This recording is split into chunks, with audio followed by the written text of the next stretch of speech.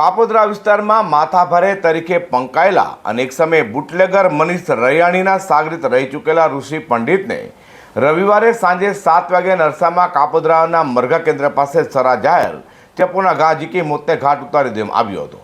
હત્યામાં સામેલ એક આરોપીને પણ બચાવમાં ઋષિએ ચપ્પુ મારતા ઈજા સાથે હોસ્પિટલમાં દાખલ કરાયો હતો. હાલ બનાવની જાણ થતાં જ પોલીસ ઘટનાસ્થળે પહોંચી જવા પામી હતી. કાપોદ્રા પોલીસ પાસેથી મળતી માહિતી મુજબ કાપોદ્રાના મરઘા કેન્દ્ર પાસે રવિનગરમાં રહેતા અને બુટલેગિંગ તથા મારામારીના ગુનામાં કુખ્યાત ઋષિ ઉર્ફે પંડિત ગુલાબસિંહ પાંડે રવિવારે સાંજે 7 વાગે મરઘા કેન્દ્ર શાક માર્કેટ પાસે તેની મોપેડ પર ઊભો હતો.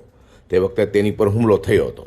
હત્યારાએ ગળા તથા શરીરના અન્ય ભાગો પર ચપ્પુના ઉપરા છાપરી ઘા મારી રેંચી નાખ્યાની જાણ થતાં જ કાપોદ્રા પોલીસ ઇન્સ્પેક્ટર MB અવસોરા સહિતની ટીમ ઘટનાસ્થળે દોડી ગઈ હતી.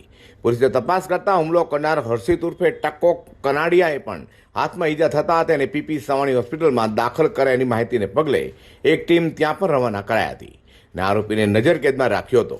તો પોલીસે વધુમાં જણાવ્યું હતું કે મરનાર ઋષિ પંડિતે 13મી ઓક્ટોબરની રાત્રે 8 વાગે વરાછા બોમ્બે કોલોનીમાં કાપોદ્રા પોલીસ પથકના હોમગાર્ડ અંકુરસિંહ રાજપૂતને જાંઘમાં ચપ્પુ માર્યું હતું. તેને લઈને થયેલી અદાવતમાં તેના મિત્ર હર્ષિતે હત્યા કરી હોવાનું બહાર આવ્યું છે.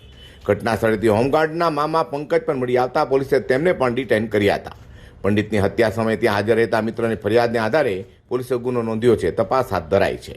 કહેવાય છે કે હુમલાખોર જાતે પણ જ્યારે ઇજાગ્રસ્ત થયો ત્યારે તેણે ગંભીર હાલતમાં જાતે જ પોલીસ કંટ્રોલ રૂમને ફોન કરીને ઘટના અંગે જાણ કરી આપી હતી. Bureau report G10 news.